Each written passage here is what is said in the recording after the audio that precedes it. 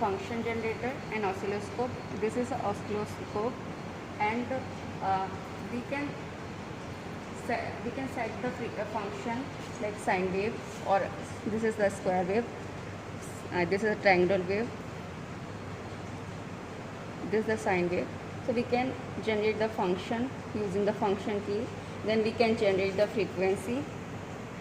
This is the keypad, and using this keypad we can set, like if we want to set 2 kilohertz, we will press 2, and then these are the buttons with which we can set the frequency in hertz or kilohertz. So for example, if we want to set in kilohertz, we will press it, and if we want to, we can also set the frequency with the help of this knob, for example like this. And we can also change the amplitude using this amplitude key and the keypad and the knob, the same way as we did for frequency. Now this is the output probe, which is connected to the input probe to the oscilloscope.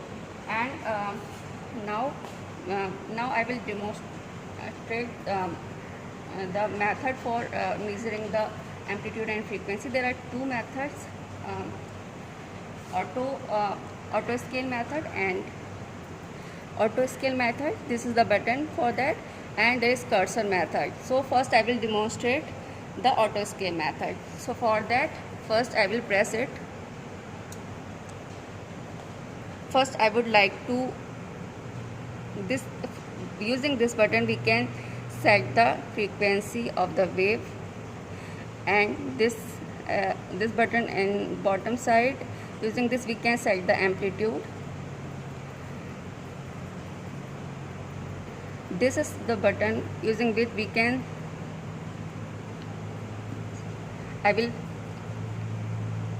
will switch off the source 2, as we are working for on source 1.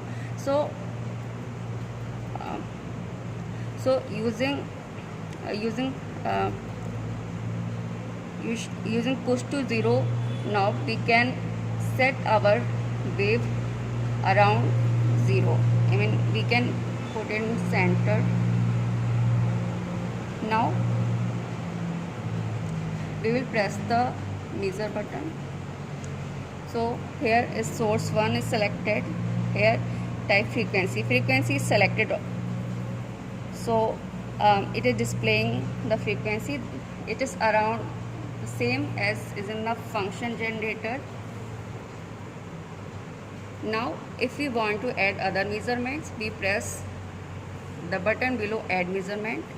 Then we will go to type, and then we will add, we can add like period, with duty cycle. For now we will add here period. So it is displaying the period. The peak to peak voltage you can see 5 volt, frequency 26, and period 38.46. So also we can measure the amplitude.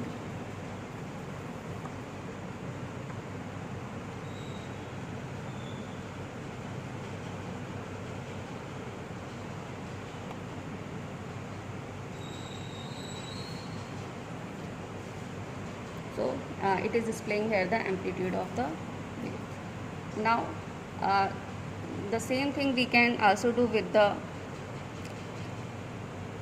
cursor method is finished. Another one, cursor method.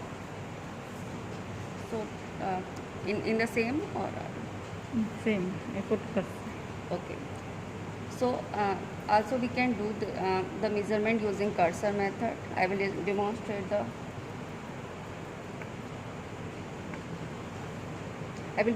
the cursor method now. We will press the cursor button here. Source 1 is selected here. Cursor is an x1. If you want to measure the amplitude we will select y1, y2, and if we want to measure the time period and frequency, we will select x1 and x2. So if we want to measure the amplitude, for example, we will go on y1, we will push to select.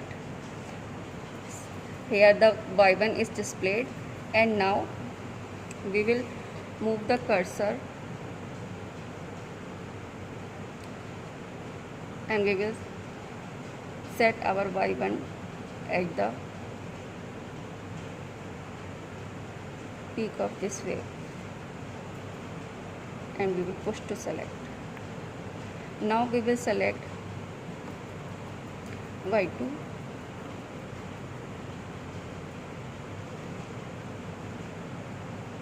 we will move the cursor and at the bottom of the wave we will set our y2,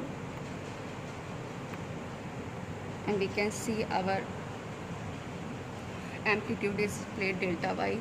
This is 5.100 something volt, and the same amplitude we can see here. Okay.